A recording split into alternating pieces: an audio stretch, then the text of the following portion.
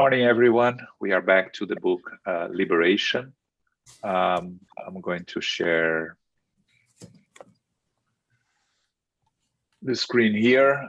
Today, we are going to study chapter 4. It's called In a Strange City. So just as a recap of last month, we know that Gubbio, the benefactor, André and Eloy, the Andre Luiz and Eloy, were in the presence of Matilde, a highly evolved spirit that asks Gubbio to help her rescue her son, Gregorio, who's the leader of one of the sectors of the lower zones.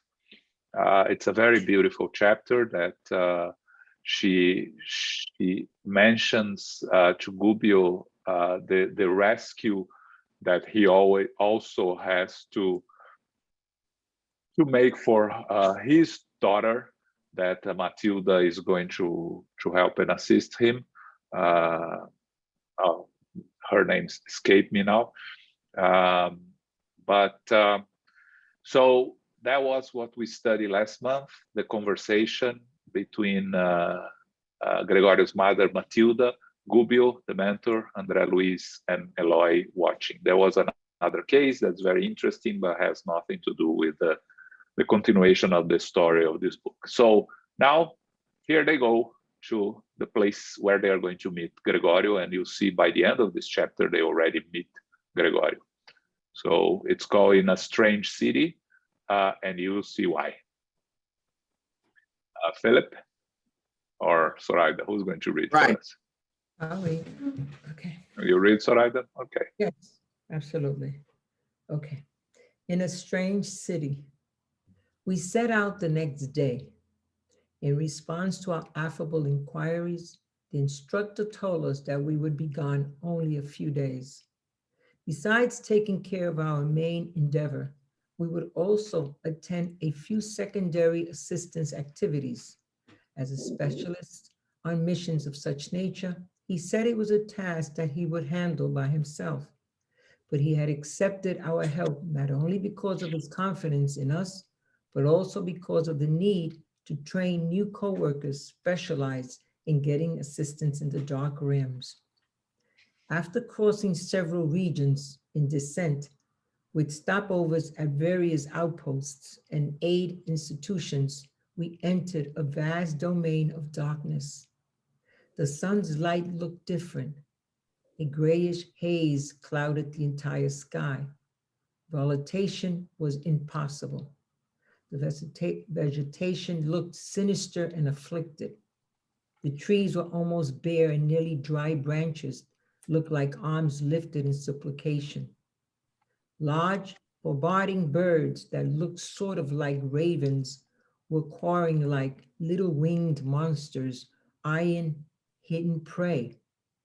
What was most troubling, however, was not the bleak landscape. It was somewhat similar to others I had experienced, but the piercing appeals coming from the mire, humble like groans, came in every tone. I would have liked to have stayed to examine those sufferers more closely, but like other instructors, Gubbio did not want to get held up by pointless curiosity. Recalling the dark forest of Alia Dante's immortal poem, my mind was full of troubling questions. Might those strange trees with their withering but living forage be souls that have become silent sentinels of pain, just like Lot's wife, who had symbolically been turned into a pillar of salt, and those odd ravens whose eyes shone unpleasantly in the darkness? Might they be discarnate humans being severely punished in that form? Who were those who were weeping in those vast valleys of mire? Creatures that had lived on the earth as we knew them, or goblins unknown to us?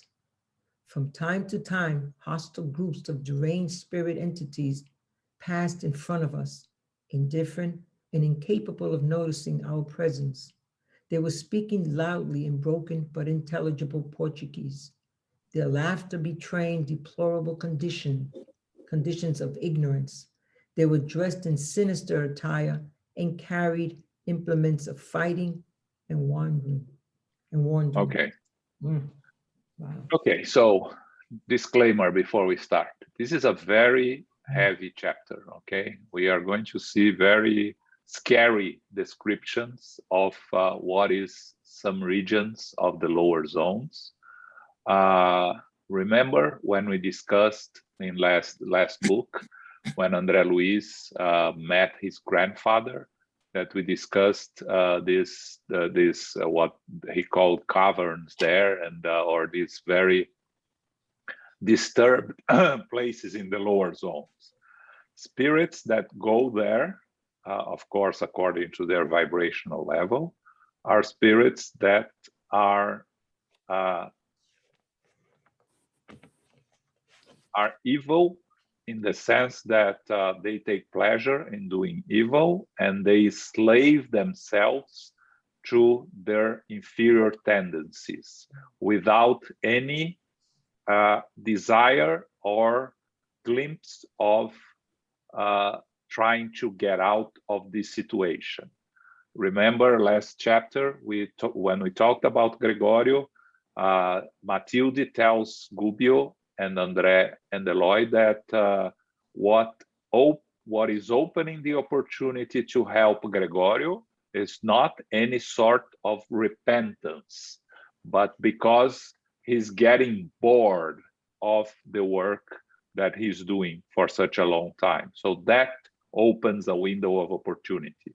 So this type of spirits that are here are not our average human beings that we meet on a daily basis. These spirits that go to the lower zones, go to the lower zones the type of Andre Luiz was in the beginning of Nosso Lar, where you have, spirits lost, but you don't have what the descriptions that you are going to see here in this chapter. So I think it's very important for all of you to keep in mind that this type of description that we're going to see here, we are not going to end there, because none of us here have this propensity and desire to do evil. Otherwise, we wouldn't be here trying to study and prove ourselves. And most of our, probably those that are around us, families, and they're unlikely to find themselves in these places unless they have certain tendencies. So if you are 100% materialist, you don't believe in anything, but you are not harming others consciously, and you are not trying to cause destruction, you are not going to end up in a place like this. You are going to end up probably in sleeping for a long time because you don't believe that there is anything after. So I just wanted to make the disclaimer, because this chapter is the descriptions are very difficult for us to read. But it's important for us to understand what type of places surround us on Earth. So let's go a little bit, talk about what Andre Luiz describes here. First, he says crossing several regions in descent, meaning from Nosso Lar, they go down to these places. That's why they are called the lower zones, because you would go down, but it's not really going down. That's why he says in descent between quotations, because it's not really descent. He mentions that Gubbio could do it by himself. He didn't need them, but he takes them because it's an opportunity of learning, and that's also very important.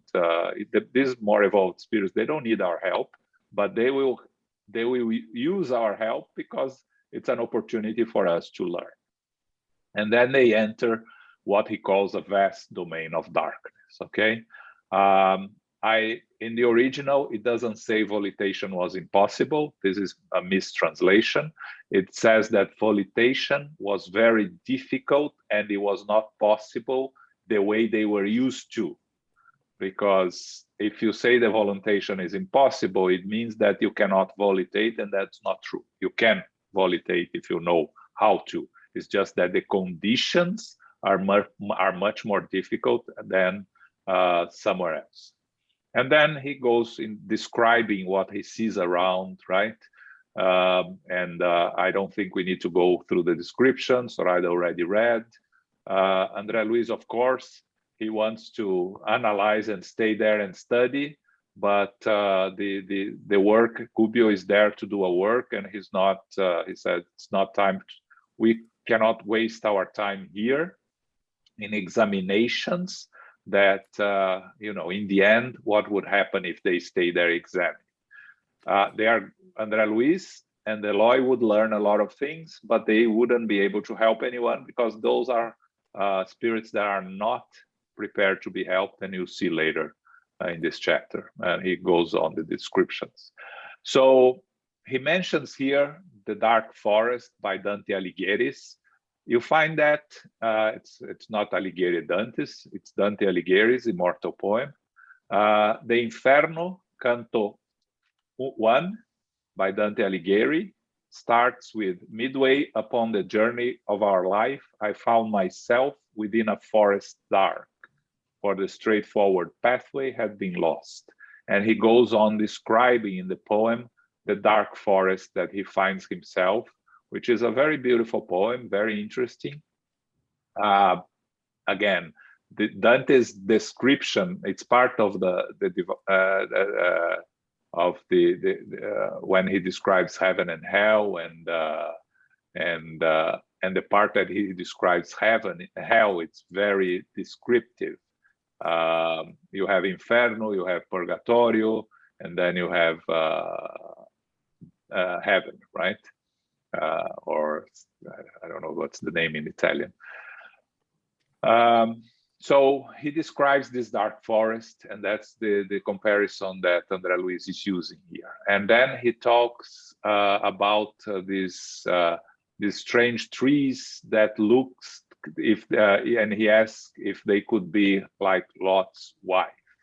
So for those that don't know the story of Lot's wife, you find it in Genesis 19, as Lot's family was, two angels approached them and asked them to leave Sodom and to not look back, flee for your life, do not look behind you, do not stop anywhere in the plain. And while they are fleeing, Lot's wife turned and looked back, and immediately she's turned into a pillar of salt. So the idea here is that you lose your human form and become what he's seeing here, this strange trees, and he asks himself if they may be discarnate humans being punished. Again, there is no external punish. It's our own punishment that we do ourselves to us via our thoughts and our vibrations. So Andre Luiz is just describing what he's seeing. Also, when he says here, they're speaking loudly in broken but intelligible Portuguese, is not exactly like the original. They say that they are talking about in an old, sometimes not clear Portuguese, but not broken. But these are spirits, of course. This is not the Nosso Lar is above the city of Rio de Janeiro. When they are going down from Nosso Lar to the lower zones, they are above Brazil. So that's why the spirits are talking Portuguese, because that's where they lived in their last incarnation, and that's how they communicate to each other. Okay? Yeah. Okay. Any questions here?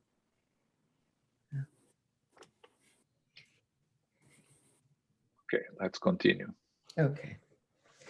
We continued to descend, but the atmosphere grew suffocating. We managed to rest somehow, overcome with fatigue. After a few moments, Gubbio explained, like a diving suit made of absorbent material, our paraspiritual bodies shouldn't react to the low vibrations of this plane.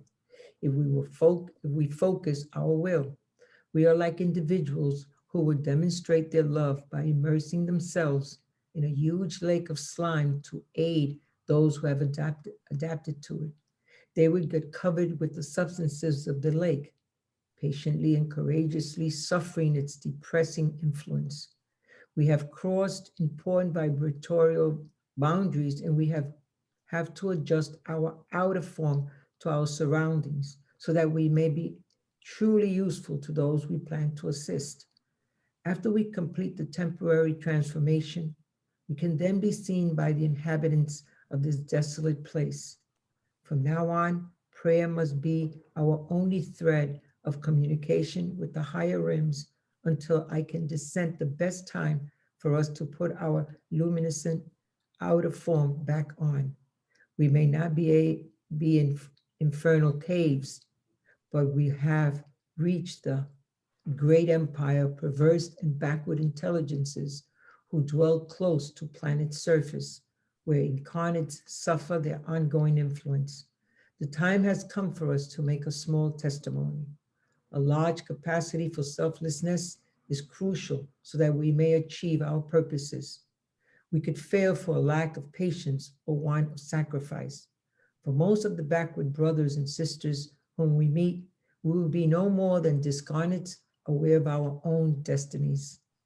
We began inhaling the thick substances wafting around us, as if the air were composed of viscous fluids. Ilio gasped, and despite my feeling of asphyxiating oppression, I tried to copy the approach of our instructor, who, silent and extremely pale, was adjusting to the metamorphosis. I was disoriented and noticed that our intentional integration with the elements of that lower plane was disfiguring us enormously. Little by little, we felt heavier. I felt like I had suddenly reconnected to my physical body because, although I was still in control of my own individuality, I found myself covered in dense matter, as if I had unexpectedly been forced to wear heavy armor. After several minutes, our guide urged us, let's go. We're going to be nameless helpers for a while. We mustn't reveal who we are for now. But isn't that being deceitful? Asked Ilio, feeling better. Gubbio looked at us benevolently and explained, don't you remember the gospel passage that says not to let your left hand know what your right hand is doing? This is one of such time. The Lord is not being deceitful when he gives us invisible resources of salvation without our being able to see him. In this dreary community, there are countless fellow spirits of the good working under the same conditions. If we were to raise a provoking banner on this battleground, where 95% of the intelligence are devoted to evil and disharmony, our plans will be dashed right then and there. Hundreds of thousands of spirits here are suffering the bitter shock of having returned to reality, and they're being watched by cruel tribes of selfish, envious, and brutal spirits. To a more or less developed sensitivity, the suffering here is immeasurable. Okay. Okay. Nice place, right? Oh God, scary to say the least. Yes. So they continue to go down, and it becomes more and more difficult to breathe, as it says here. So Gubbio is explaining that what is this? Is their perispiritual bodies feeling the influence of the surroundings, the low vibrations. And Gubbio says, our perispiritual bodies shouldn't react if we focus our will, meaning if you are in control of yourself and you don't allow yourself to be contaminated by the surroundings, you'll be able to withstand the surroundings. Again, if you, let's an example here, right? People that go to rescue people, to rescue brothers and sisters that are in difficult conditions, let's say in the slums or in the crack dens. You don't need to dress yourself like the addicts there or things like that. And if you are able to you have to prepare yourself when you go to a place like that to not to be influenced. If you cannot withstand the energies, the low energies, and the what you are going to see, you shouldn't go, because you are not prepared. Again, the more evolved spirits have the ability to improve their surroundings if they will, and they shouldn't be contaminated to the surroundings. But here they are on a mission to help, specifically to attend a situation. So there is no use for them to show themselves as they really are. So when Gubbio says we have crossed important vibrational boundaries and we have to adjust our outer form to our surroundings, so it may be truly useful to those who plan to assist. What's important here is they have, the perispirit is very malleable, and they have to adapt their perispirit to the surroundings. So you have to, you know, you when you go to like the example I was giving, you go to a place to rescue those suffering brothers and sisters that are addicts, they are, you know, living in despair. You're not going to dress yourself in a black tie, right? You are going to use simple clothes, so not to be a shock to those around you. So what Gubbio is telling them, they have to appear like everyone else in that place, to look like everyone else to that place, so they can be seen by the inhabitants of that place, but they are not going to look different in a sense that they need to blend. So Gubbio says, but the communication that they have with the higher realms is through prayer.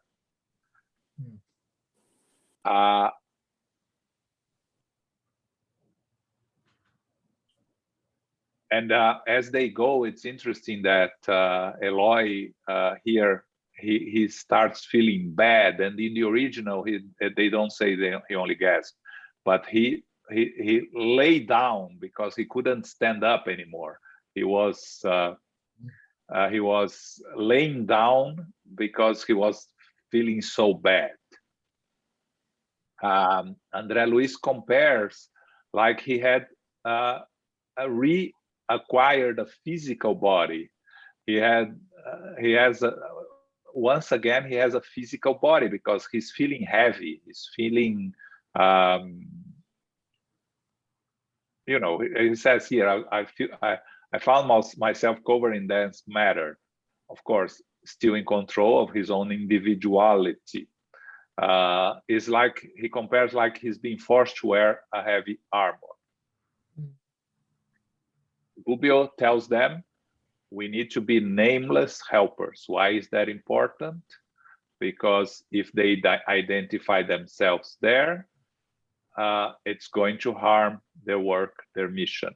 They are going to present themselves, and you see that later, as spirits like all the others they find themselves in this place. They are trying to show that they are no different from others. And then, of course, Eloy asks, well, isn't that being deceitful? Which is a fair question, right? And Gubbio explains that Jesus tells us that we are not being deceitful when we give the resources of salvation. The Lord helps us without us being able to see him. So sometimes we receive help and assistance from others that are directly sent by the superior spirits. Are the superior spirits being deceitful because they are sending intermediaries to help us? And that's what Gubbio is telling us. That's why they're not being deceitful. But one thing that I underline here that I thought it was interesting, in a place like this, there is always help. That's very important. That is a question that is always asked, that we always come back to. Isn't these places, are these places left to themselves? Isn't there any help?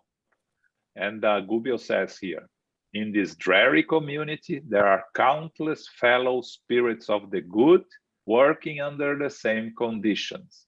What conditions? Anonymously, blending together. So what Gubbio says here, 95% of the intelligences are devoted to evil and disharmony. That's 95% is not the number I'm interested. I'm interested in the 5%. 5% of the spirits there are spirits that are there to help. So if you have 1 million spirits there in these dreary conditions, you have 50,000 spirits there to help and assist and work. Just for you to have an idea of the number of spirits available and that are working to help.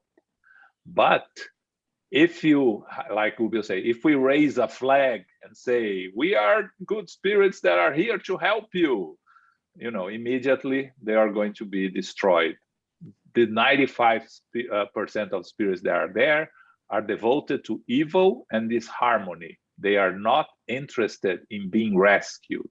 So this 5% of spirits that are there, they are waiting for windows of opportunity that will happen, one here, another there, amongst these spirits, and that's when they act.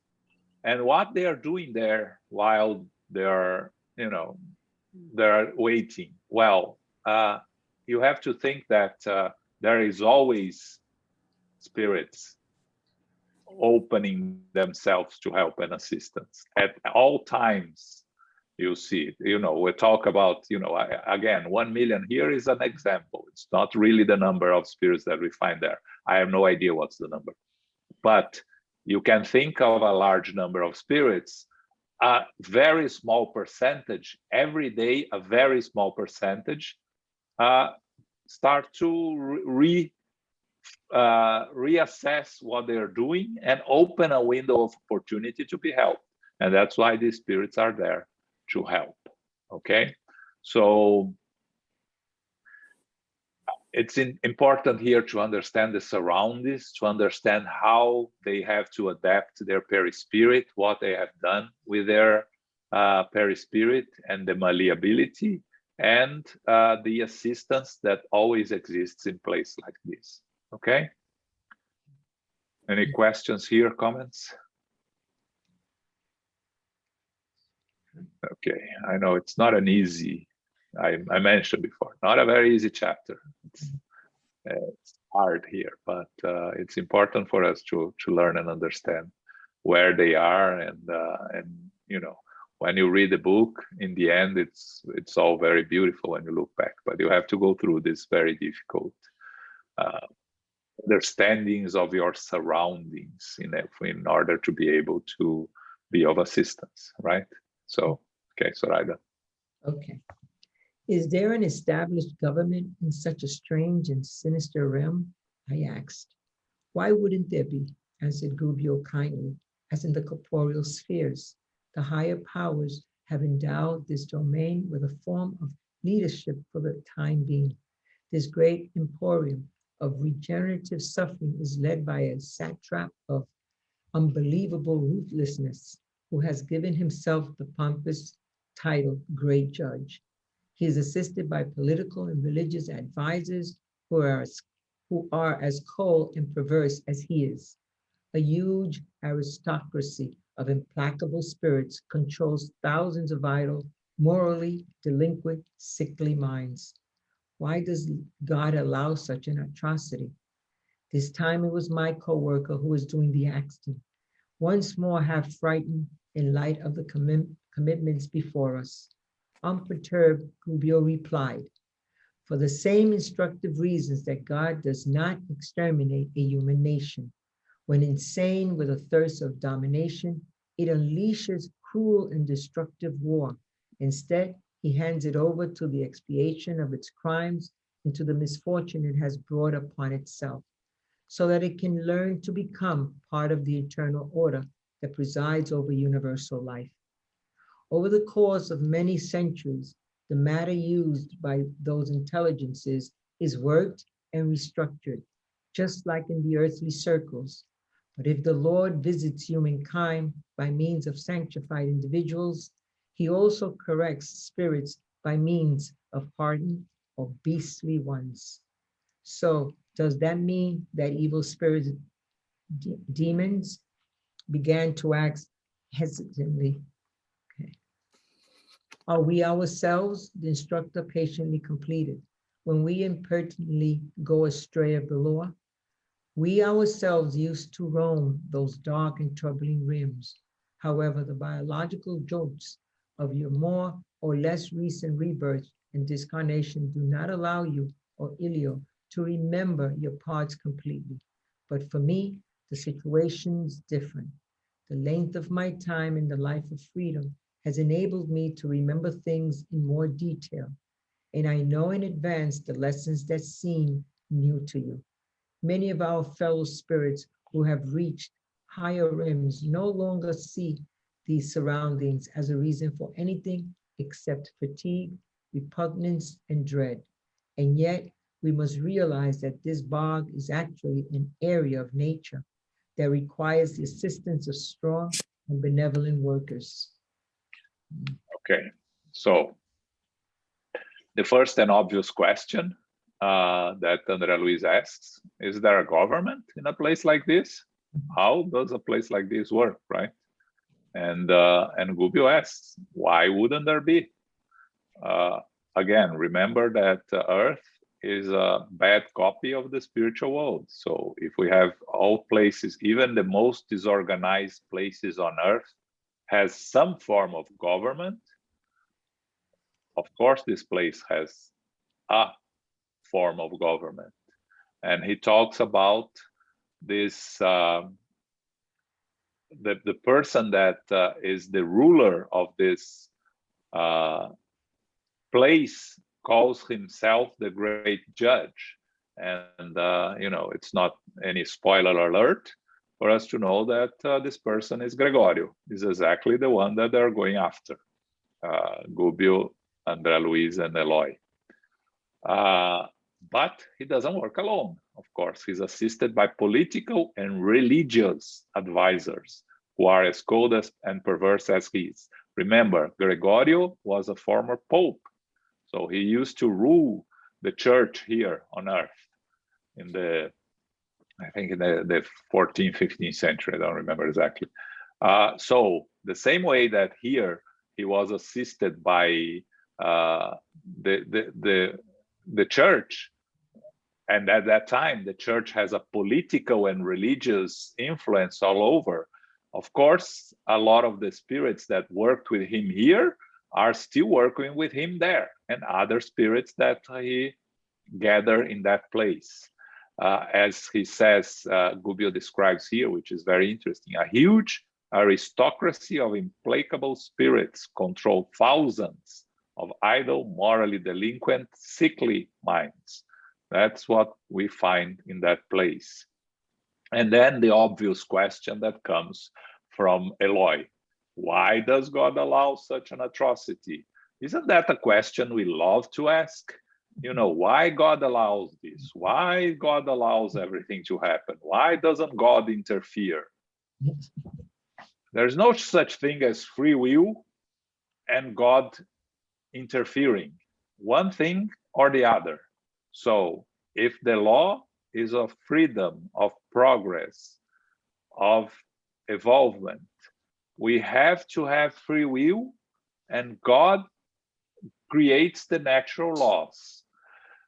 We follow the natural laws or we deviate from the natural laws. When we deviate from the natural laws, according to our free will, we create consequences, expiations, if you want to call it. And that's the consequences of our own free will. God doesn't allow or not allow anything. God just creates the perfect laws. So Gubbio tells us here that God does not exterminate a human nation when it goes to insane wars. It hands over the expiation of its crime or its fortune, so we can learn to become part of the eternal order. Over the course of centuries, the matter used by those intelligence and worked and restructured, we go back and forth. We are eternal souls. So we have eternity to repair the damage that we have done to ourselves and to others. I marked here, the translation is wrong here. It says, but if the Lord visits humankind through sanctified individuals, meaning the Lord sends sanctified individuals to work and help humanity, he also corrects spirits through hardened or beastly ones, meaning the spirits that are being controlled there by hardened and beastly ones, it's because that's the only way that they are going to learn. They are not going to listen to more evolved spirits.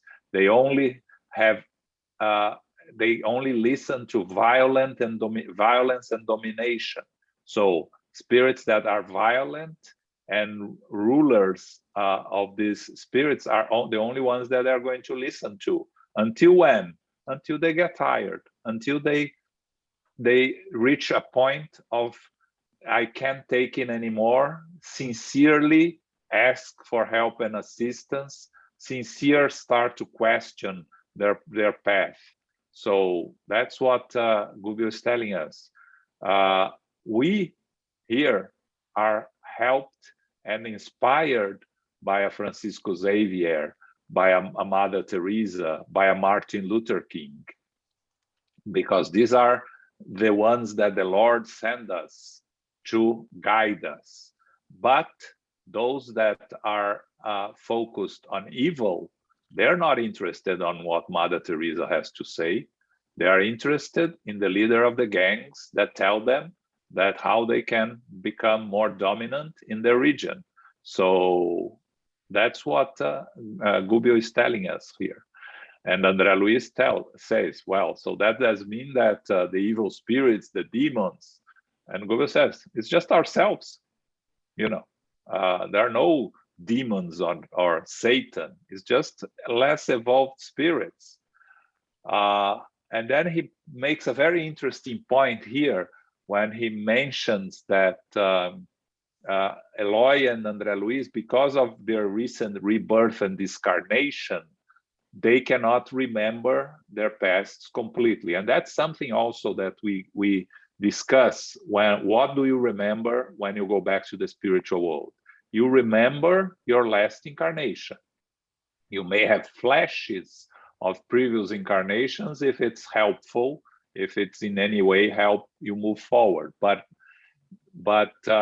normally you don't remember previous incarnations. Now, Gubbio says that the length of his time in the spiritual world has enabled him to remember things in more detail, meaning he reached a level of evolution already in the spiritual world that remembering his previous incarnations do not harm him, helps him.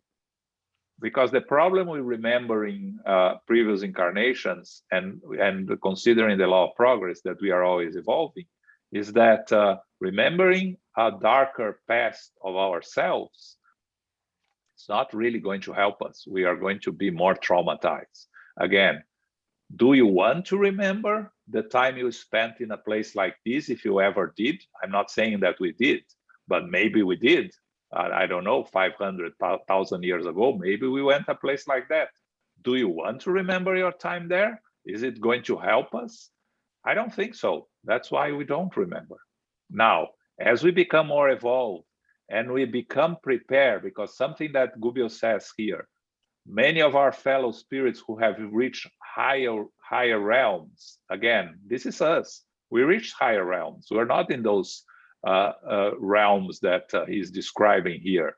We don't want to see these surroundings, because when we go to a place like that, it only causes repugnance, dread, and fatigue. We are not prepared to deal with places like that. But as Gubbio says, we must realize that this place also requires the assistance of strong and benevolent workers. Gubbio is a strong and benevolent worker. Are we?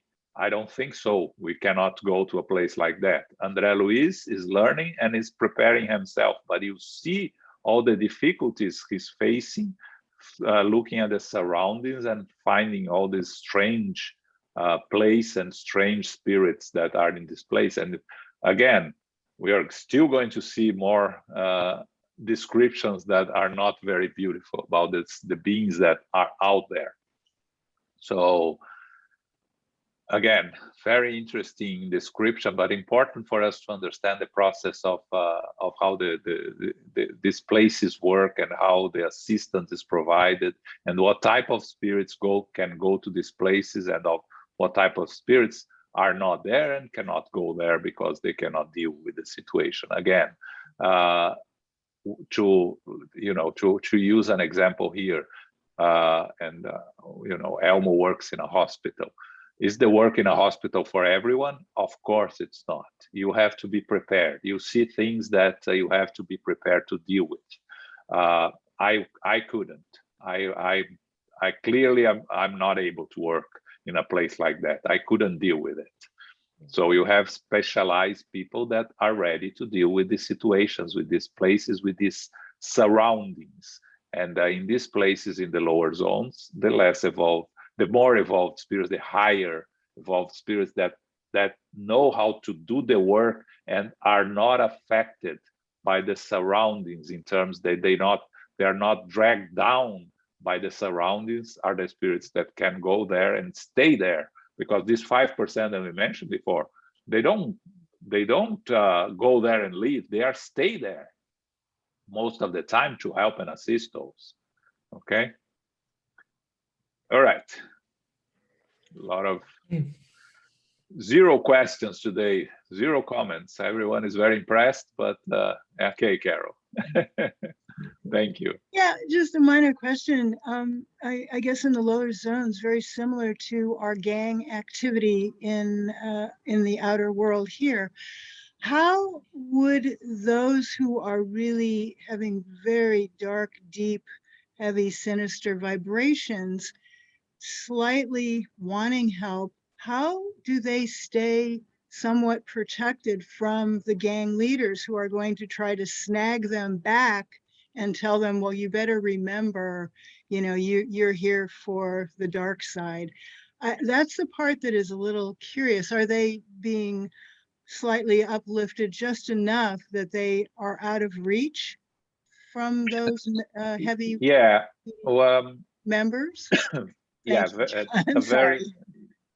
it's a very good question, Carol, because how does it work, right? Well, these spirits that are working there, so depends on the type of opening that they give. So someone like Gregorio that we're going to deal, he's not repenting, he's not opening himself, he's just getting bored. So the window there is to go and engage with him until he recognizes and he is able to receive the assistance. And we'll see later in the book how it works. But if a spirit sincerely repents, like Andre Luiz did in Ossular, immediately the high evolved spirits will take him out, the rescue teams will take him out from there. So the spirits that really repent are taken out immediately, removed immediately from this place. Spirits that are questioning but do not repent, they are given opportunities. So a team like Gubbio, Andre Luiz, and Eloy, let's say which is teams that are there, they engage in a conversation. They engage in a conversation, saying, if they see that the spirit is open, is questioning himself, in a sense, he's not repenting, but he's saying, is this everything that it is? Am I going to stay here forever? You know, these simple questions. And then Andre Luiz, Gubbio, a mentor like Gubbio that has the ability to read the mind of the spirits, they read the energy that spirits, because they change when they question, they're surrounding the energy that they emit changes. Instead of being 100% dark, it becomes 99% dark. And Gubbio is able to see this 1%. And then he approaches the spirit and starts a conversation. Very simple conversation. So, yes, sometimes I wonder myself, the same thing that you are wondering. Maybe there is something else. Maybe we can ask for help of anyone here that can help us see if there is an alternative. You know, I don't know, this type of conversations that you engage the spirits that may allow them to open themselves. And then if they reach a point where they are able to be rescued, they will be rescued and taken to another place. So that's how the work is done in these places. Because depending on how the spirit behaves in terms of what type of questioning is the spirit doing to him herself, that allows it to be helped. And of course, again, we are just talking from the ideas that we received, but a spirit like Gubbio has a much better and much more efficient way to deal with it. But they have the ability to see the spirits that are ready to do that in terms of the vibrational level. Oh, wow. Thanks, John. That's great. Thank you. John, does it mean when they say, does that mean that demons are we ourselves? Does it mean that we once were in those same places? Not necessarily, Paco. Not necessarily. You may have been, yeah, because you know, if you were never a hardened spirit that wanted to do evil for evil, taking pleasure in doing evil, you haven't been in a place like this. So let's say we are there. Let's go back to the time of the persecution of the Christians. You were in the crowd throwing stones, or the Christians are taking pleasure in the Colosseum, seeing the Christians being burned. But it was not something that you were doing out of evil. You were doing out of ignorance. You were doing out of following the crowd. It was not something that you were doing it for evil purposes. So of course you create responsibilities. Of course there is a karma to repair, but it's not you were not a sick, hardened spirit. That's what I'm saying here. You may never have been, right? Well, some of us probably were. Yes, some of us probably were. Yeah, I know. And that's why we don't remember our previous incarnations, because we don't want to find out that we were. And also, I do believe that once we're in the vortex of evil, we're lacking awareness of those things. It's like you said, the one who goes to the Colosseum is just part of the context, part of the period, part of the historical situation he lives in. It's basically ignorance. And like they say here, time comes when they, like let's say in self-help, I'm sick and tired of being sick and tired, and then we're willing to change. Yes. Okay, so it's when they get sick and tired of being sick and tired is when they have the willingness comes. Exactly that. And the help, like you said, the help is always there. Yeah. We just don't see it. Yeah, because but just because self-absorbed in that vortex.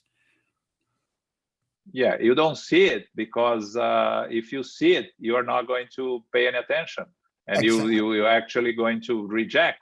So because Exactly. you don't want to be helped. I'm not still sick and tired of being sick and tired. Yeah, exactly. Anna. Hi, everyone. Hi. When you say, João, following the crowd, there's a lot going on right now that you see that people are following the crowd, and as you said, they're still going to create some level of responsibility, Yes. and it's very hard to understand when it's really ignorance or when it's just stubbornness. And ignorance, maybe you won't create as much responsibility, but if you're just being stubborn, following the crowd, then I guess you may find yourself in that difficult place when you cross over. Yes, right? There are levels of responsibility, of course, Anna. You are absolutely right. There are levels of responsibility, but we, from the outside, we cannot judge. It's the vibration level of each individual that will take them to different places. So, let's say you are following the crowd, but taking pleasure on what you are doing and seeing. Special pleasure, then it becomes more responsible, right? Because your feelings are very inferior, your disposition is very low, so that creates more responsibility than those that are, everybody is going to loot the store here, so I'm going to take advantage and loot also. And steal something for me, but you're not really, it's not your planning, you're just following the crowd. And again, most of us are followers. Let's talking about the population of the earth, most of us are followers. That's why the spirits always tells us, you just need 500 more evolved spirits to reincarnate, to guide us to a better world, because we will turn our following to these good spirits if the examples, everyone is following the good examples. Again, it's how we are evolving as humanity. And if you look back, that's how we are evolving. But because we focus so much on the bad news, the bad headlines, and we think that the vast majority of humankind is evil because they want to be evil. No, it's actually the minority. The majority is followers. And again, I'm not talking only about evil ones. I'm talking about those that are trying to do good, right? Those that are trying to make a change. There are the leaders and there are the followers. Those that want to make a change, they are being led by someone. So it's not that they are fully convinced. They are convincing themselves as they go, and that becomes an important part of our evolutionary path. From doing good because we know it's the right thing to do, to doing good because it's who we are. You see that how its first part is an effort that we are making. We're not good yet. We're doing good because we know it's the right thing to do, and we want to be better. So we make an effort of being good until we reach a level through repetition, through insistence, to commitment, that doing good is part of who we are. So when you look the other way around, these spirits that are taking pleasure in doing evil, if they continue to be just followers, they're not going to end up like this. if they start taking more and more pleasure in doing evil, and then they become evil themselves, then they are going to end in a place like this. I hope it helps. Thank you. Thank you. Yes. Okay. Okay, Soraya, let's go. We can hear weird music playing in the distance, and Gubbio told us to be prudent and humble to ensure the success of our task. We got up and started out again. Our steps were slow and our progress difficult. In a low voice, our guide reiterated his recommendation. During any time of our inner duress, we mustn't forget to pray. From this point on, prayer will be our only means for mobilizing the higher mental reserves we will need for our psychic replenishment. Any rashness could drag us down into primitive-like states and put us on a lower level, much like that of the unfortunate spirits we mean to help. We must be composed and firm, gentle and bold, with our souls focused on Christ. We must remember that we have accepted this job not to judge, but to educate and serve. We pressed on as best we could. A short time later, we entered a vast agglomeration of narrow streets lined with sordid and unkept dwellings. Loathsome faces eyed on furtively at first, but as we continued on our way, we were scrutinized by hostile and dreadful-looking passerby. A few miles of public streets filled with hot trending scenes unrolled before us. Hundreds of emotional imbalanced entities, along with disfigured ones with all sorts of deformities, made up the horrifying picture. Impressed by that multitude of deformed creatures, all gathered there as collective experience, I discreetly asked the instructor a few questions. Why such a large community of sufferers?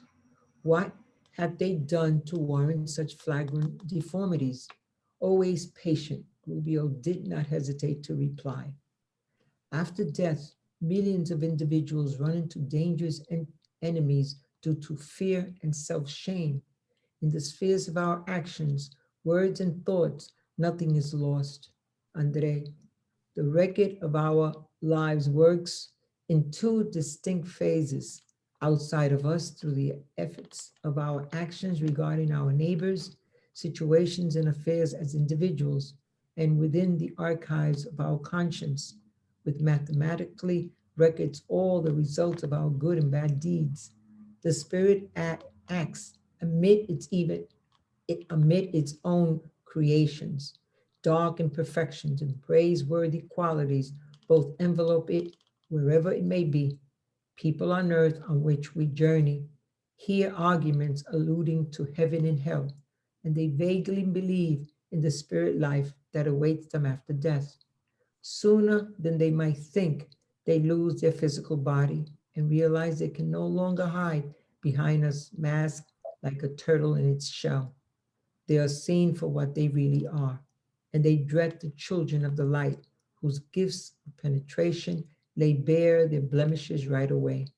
To the mind, the perispirit, due to its ratified composition, is a very delicate capsule that is successfully to reflecting either its glory or corruption.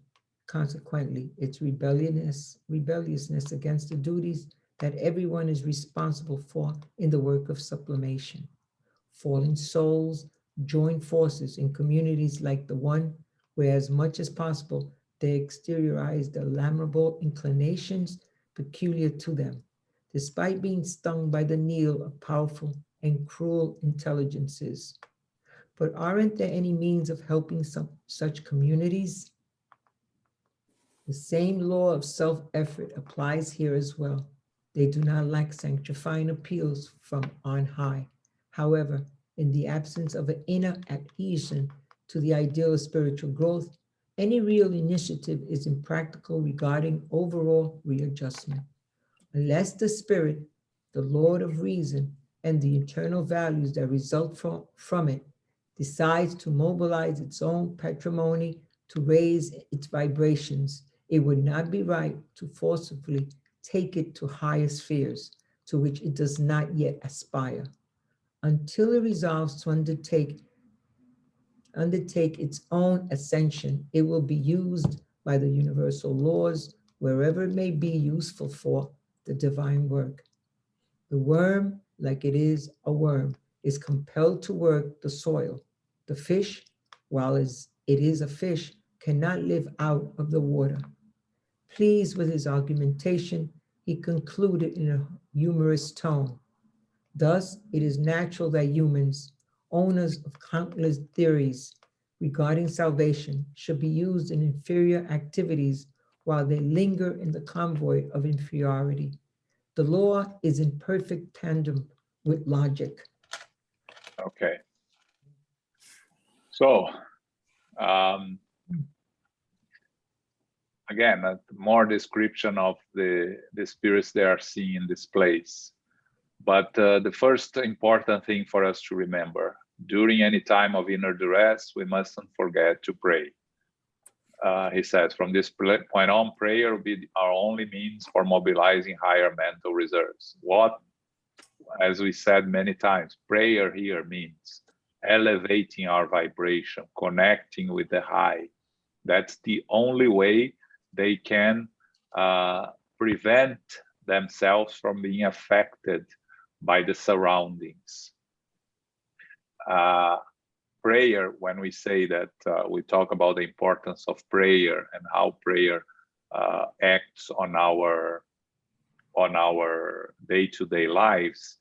The importance is what he says here, because through prayer, through elevated vibrations, we are able to vibrate at a higher level, and vibrating at a higher level, we create a protection for ourselves. We create a shield around ourselves that allow us to be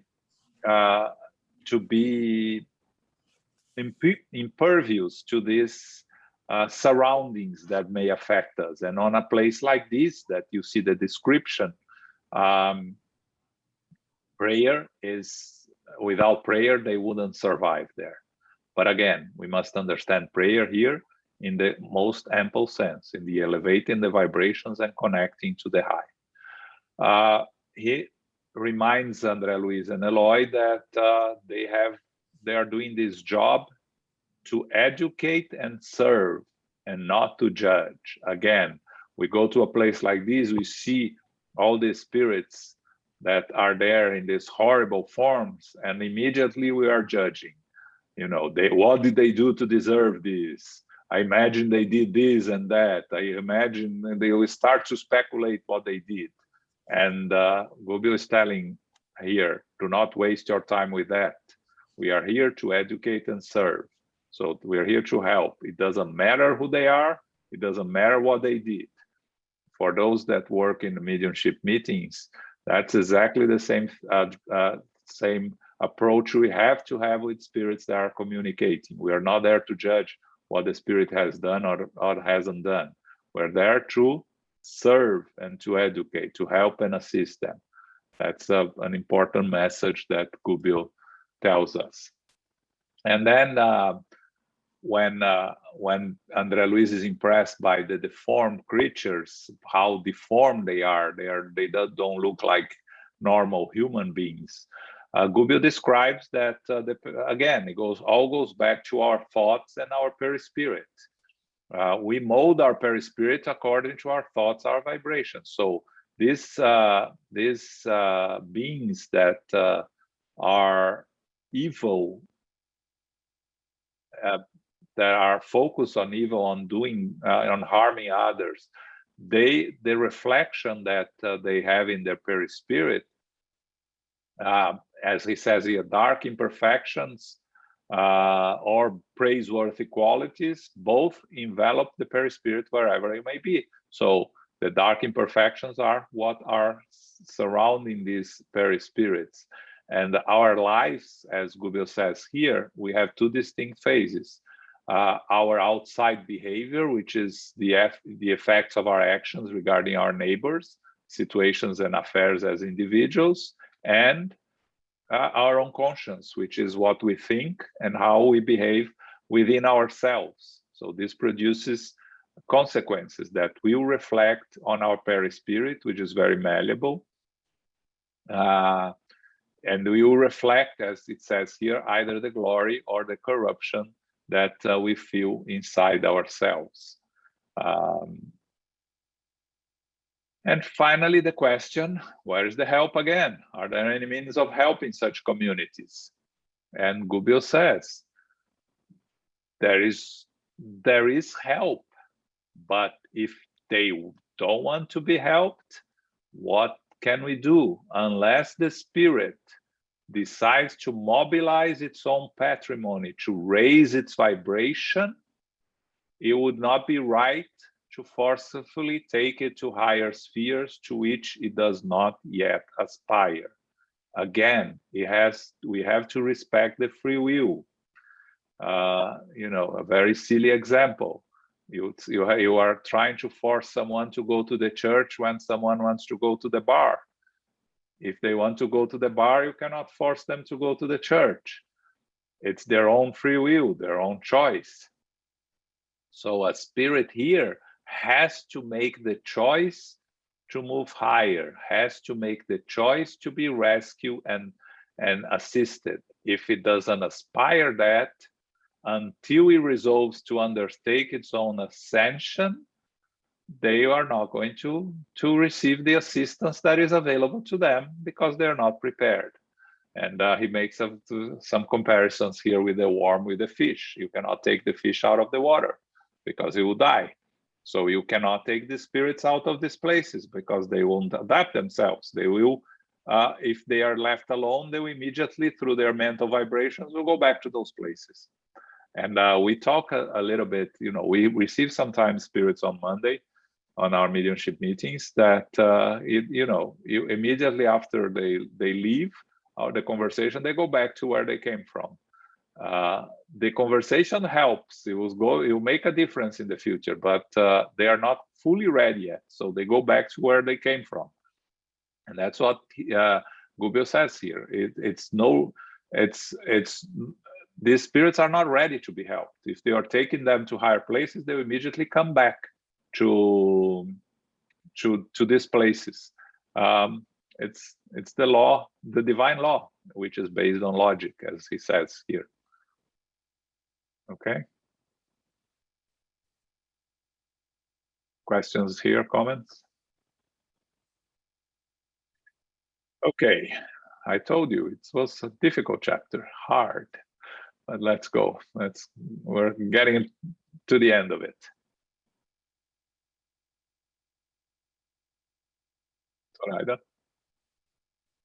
you're on mute. I'm sorry. Okay. Okay. Gubbio paused, evidently constrained by the need for us not to call too much attention to ourselves. However, touched by the misery that framed such suffering around us, I lost myself in a sea of inner questioning. What kind of weird emporium was this? Some sort of country where subhuman types thrived. I knew that such creatures were not wearing physical bodies and that they were being held in this purgatorial rim for their own good. And yet they were dressed in clothing of an obviously filthy material. Lombroso and Freud would find a lot of material for observation. There were countless types that would be of interest to criminology and psychoanalysis as they wandered aimlessly around in self-absorption. Countless examples of dwarf-like beings whose nature I cannot yet define pass by in hordes.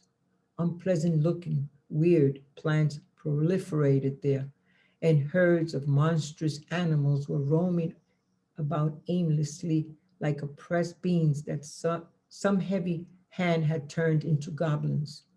Alleys and dark precipices grew in number all around, heightening our astonished anguish. After crossing a vast area, I could not let go of the questions escaping my brain.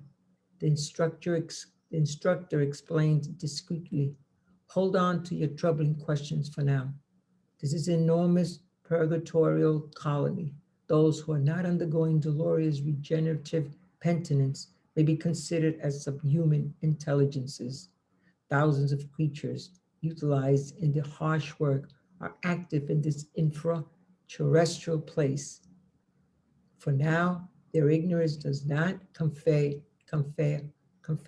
the glory of responsibility on them. As they develop their dignified tendencies, they apply for incarnate humanity. They are between the fragmentary reasoning of apes and the simple ideas of primitive human beings.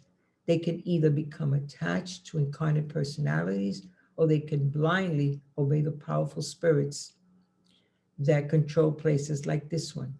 They hold on to naivety of primitive and the faithfulness of the dog. They contact with certain individuals inclines them either to good or to evil.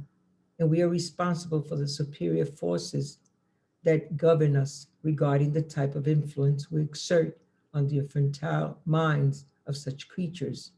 As for the animal-like human spirits on these sinister streets, we can see various examples of the enormity resulting from our inner disharmony. Our mental activity marks our perispirit. We could affirm the truth of what I am saying, even while in the world. Gluttons start to take on a depressing aspect in their bodies. Alcoholics begin to live lying on their stomach, bound to the soil like giant worms. Women who sell their bodies, thus forgetting the sacred purposes of life, display a sad countenance. But here, Andre, the devouring fire of the disgraceful passions reveals its victims with the most heinous cruelty. Due to my concern regarding the issue of assistance, our guide continued. Individual, systematic care for the sick is impractical in a city with thousands of sick and alienated beings. A doctor from the world will come across hundreds of cases of amnesia, psychosthemia, and insanely due to complex neurosis, and would reach the conclusion that every pathogeny is rooted in causes of a mental order. Time along with heavenly misery can only heal in these places through the work of ambassadors of selfishness who, inspired by goodwill, intercede for repentant spirits willing to obey the imperatives of the law. A number of repulsive pedestrians brushed up against us, but Rubio thought it wise not to say anything. I noticed a few service organizations that, in the physical spheres, would seem rather simple and childish due to the idleness that was their domain trait.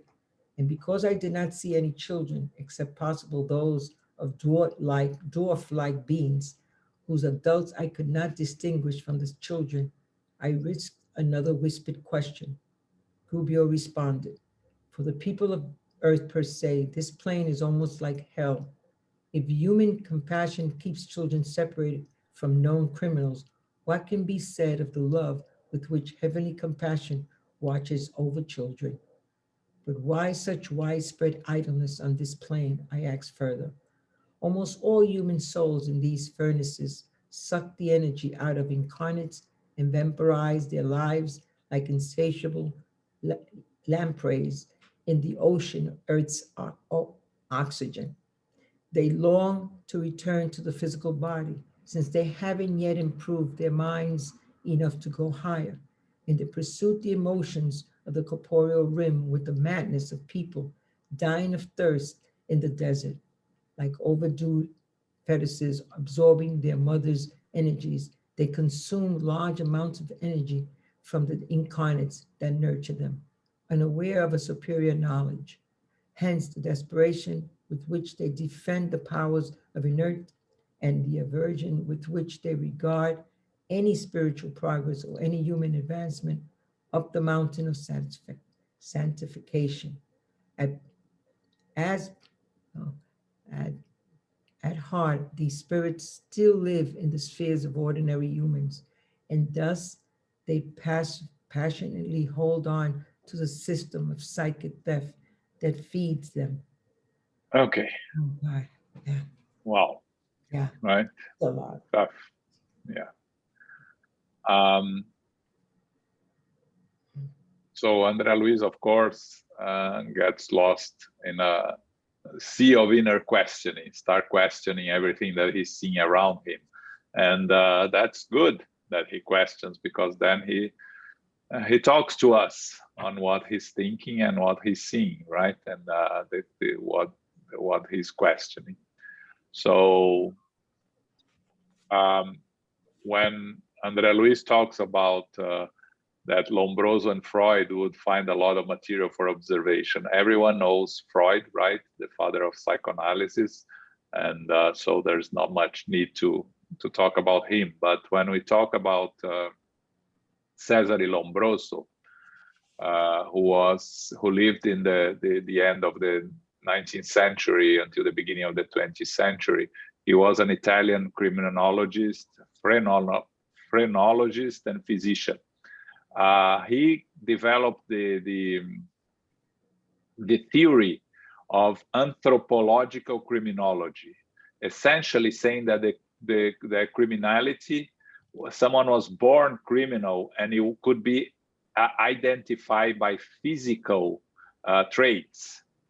So you could analyze someone by to see if he or she was going to become a criminal by their appearances and their physical traits. Of course, this was later dismissed because that's not real, that's not the reality. But you can imagine, by looking at this type of spirits and the form that they have, that he was not completely far from truth, because what he said addressed the spiritual world, not the physical world. That was his problem. What his theories apply to the spiritual world, they do not apply to the physical world.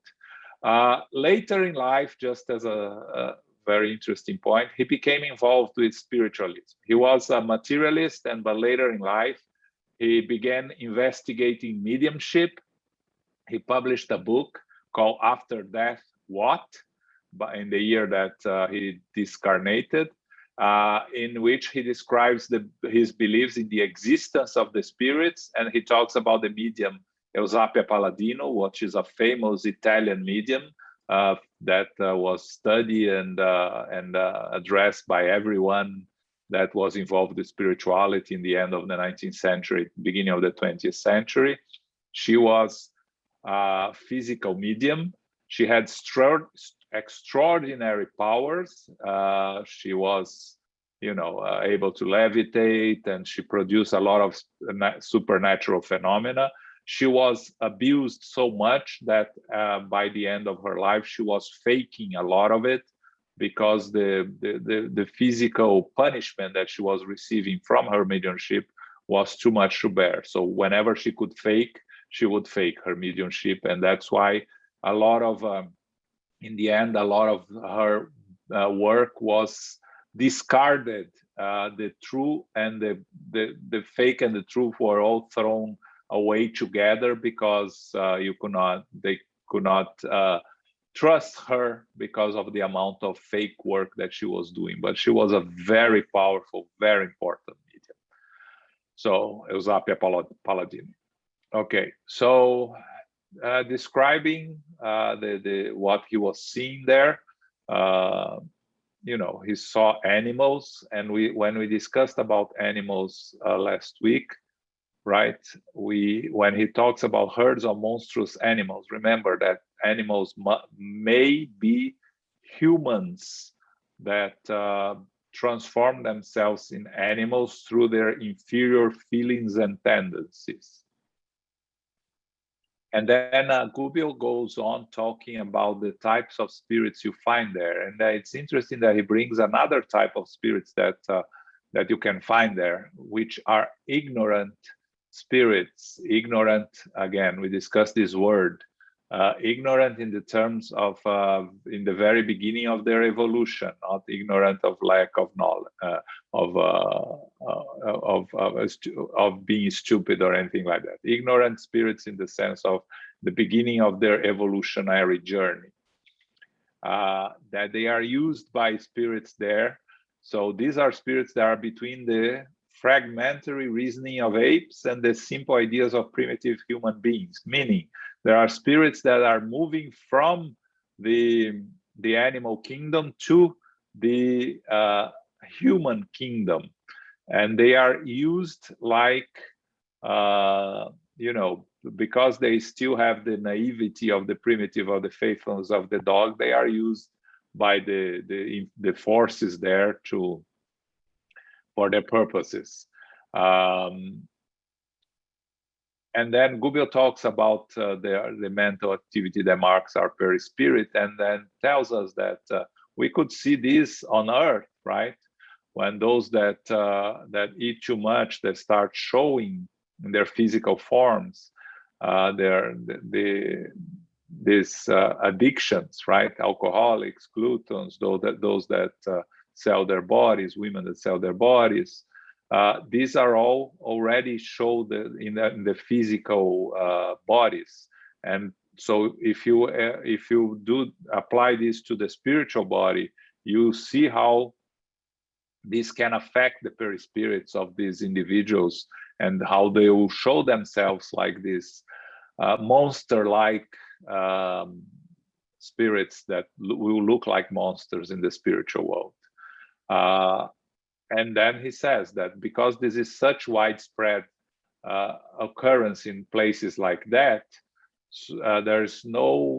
it's impractical to have individual systematic care. You have to treat the whole atmosphere and the whole place.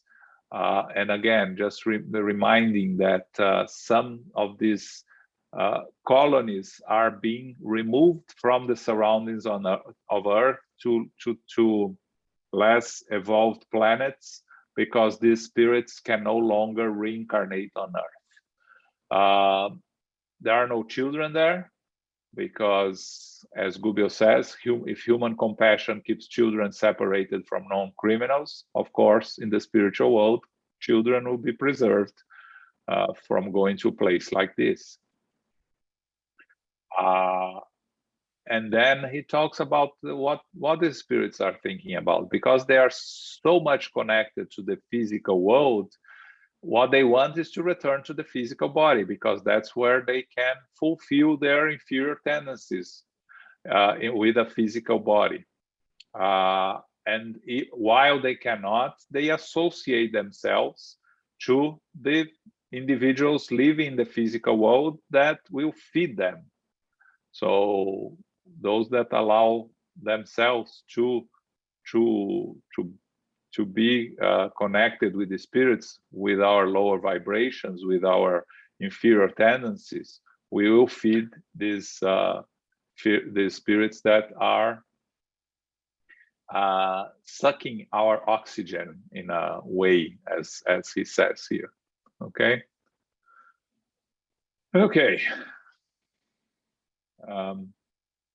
Any questions, comments here? All right, we have 5 minutes to go, last part. When they finally meet Gregorio.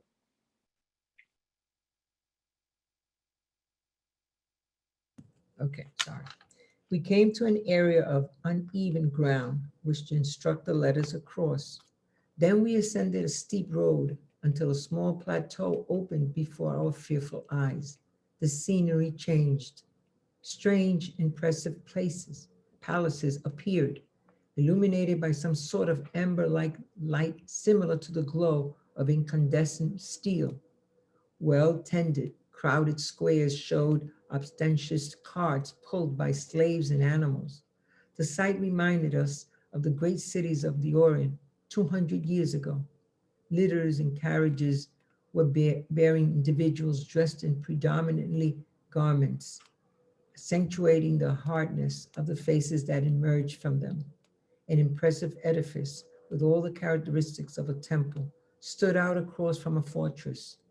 Our guide confirmed my impressions, stating that the place was used for worship rituals. While we were admiring the opulent palace, a shocking contrast to the vast rim of misery we had just crossed, someone approached and rudely asked, "What are you doing here?" It was a tall man with a hooded nose and feline eyes, with all the mannerism of a disrespectful policeman asking for identification. "We are looking for Gregorio, the priest. We were recommended to him," Gubbio explained humbly.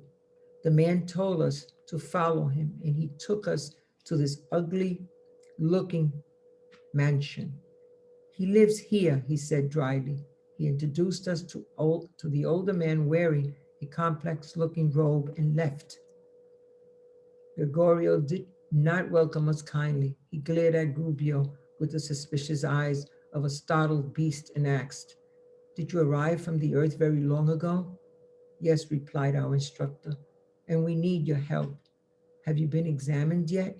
"No." "Who sent you?" asked the priest. "A certain messenger named Matilda."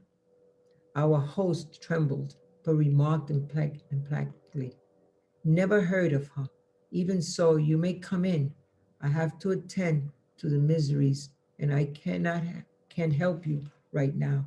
But tomorrow night, you will be taken to the selection department before being admitted to my service."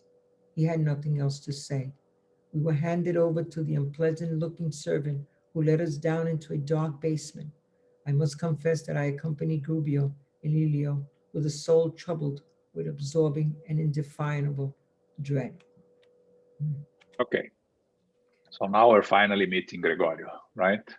But it's interesting that they moved from this dark, this ugly, disorganized place to a place that there are some palaces, strange but impressive, some light, well-tended, crowded squares, carts. So they come to the center of the downtown of this place on a much more, in a sense, organized way, right? Where they see carriages, everyone predominantly dressed in red, and they see the edifices, and André says is a shocking contrast to the vast realm of misery that they just crossed. And then they are approached by someone that looks like a policeman, and Gubbio asks for Gregorio. Gregorio doesn't welcome them kindly, but he asks where they come from. Gubbio very humbly says that he needs the help, because how do you approach the leader of this place without being completely humbly and not showing yourself who you really are, right? And then when he mentions that he was sent by Matilda, of course Gregorio immediately knows who he's talking about, because he trembles, but he says, never heard of her.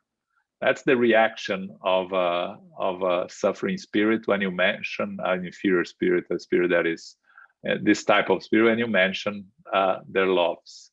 The immediately reaction is, I don't care, I don't want to see her, I've never heard of her. So this is a natural reaction. But because they mention her name, he knows that he had to allow them to come in.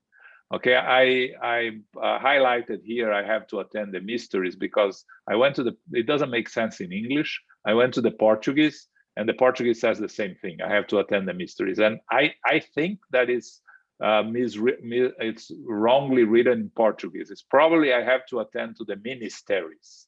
That's my guess. But again, in Portuguese, the original is the same. Why he would have to attend mysteries, I have no idea. So that doesn't make sense in Portuguese, so I think that he has to attend his own affairs. and he can help them right now. And so there they are, finally in the presence of Gregorio, and that's where our true work and their true work and the true journey starts. I hope you didn't get too much impressed. You're not going to have nightmares tonight. Again, this is a description of a place that we may have never been, or if we were there previously, we clearly do not remember and have no reason to remember right now, because this is really, really a dark place. Okay? João. Yes, Elmo. I just asked Irene over here. She can't explain it to me properly, but there is something in the Catholic religion that is the mysteries. It's something that when you're doing the rosary, something like that. There is something in the Catholic religion that's called the mysteries. Oh, I cannot explain exactly how it is. Okay, because it didn't make any sense to me. So it does exist. So yeah, my mistake. This is, let me remove the highlight. So it does exist. Thank you, Elmo. Sure. I didn't understand that, and I really didn't look for it. I just thought it was wrong. I should have looked for it. What? I have a question. This Pope Gregory, what year was that?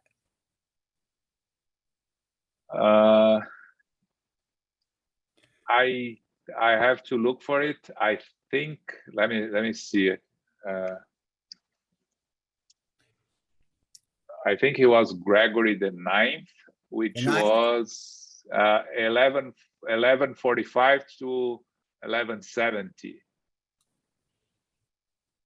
Okay. Yeah, it was the head of the Catholic Church and ruler of the Papal States from March 1227 to his death. He is the one that instituted the Papal Inquisition. Okay. Okay. So you see the responsibility. Okay. Right. Any final comments, questions here? So next month, we're going to see their conversation with Gregorio and what happens there. But we still have a whole book to go through until they are effective with the work with Gregorio. Okay. So next Sunday, the second Sunday of the month, we're going to study the gospel, but before that, on Saturday, September 11th, Saturday, right? 20 years of the infamous September 11th event. Jussara is going to give us a lecture on the United States Spiritist Federation, and she's going to talk about prayer and the importance of prayer. So be sure to tune in to her lecture on the United States Spiritist Federation this coming Saturday, September 11 at 11 a.m. Okay. Can you do our final prayer, Carol? Sure. Thank you. Thank you very much, John, and everyone. Infinite Creator and Supreme Intelligence, we are grateful today to be together for our study of the book Liberation, and our chapter 4 being In a Strange City. In this chapter, these difficult spirits are in a lower zone. It is much like the vibration of a thick bog. It is a dark region, and the spirits are not really ready to receive help quite yet. Very low vibrations surround them and are present, but the helpers who are there are able to withstand the dense vibrations by blending with the environment, through adapting their peri-spirits, and with immense prayer and their elevated vibrations. God has created the natural laws, which are perfect. However, each one of us in that zone has free will. Therefore, we must respect that principle. Helpers serve and educate and assist, but never judge. We too are learning this lesson on the earth plane. We are grateful to be together today to share in this study, to share the understanding of what must be very difficult and unbearable situations. However, there is possibility and, of course, eventual change and reconciliation. We are grateful for our spiritual guides, the spiritual benefactors, the mentors, the helpers, the healers, and the workers who are with us, helping us to also increase our vibrations through knowledge, through wisdom, through study, and through an open heart and mind. May we receive these blessings and continue to share with others through our discernment. We are grateful for this study, for those who are presenting it to us and sharing it as well. May we continue throughout the week with our prayers, with our studies, and with our mindfulness. And may we receive the love and light of Christ within us to also share this with others who can receive it. May we humbly ask for safety and protection as we go forth to family, friends, loved ones, and co-workers. We are never alone. And in this world of many challenges, we hope to change those challenges to opportunities through service, through compassion, and through charity, which is love in action. We give thanks now, and we also wish to impart those blessings to our loved ones, those in the spirit world as well as in the physical world. We close now, and we do remind ourselves to be beacons of light. Go forth now in peace, resolve, and also thankfulness. So be it.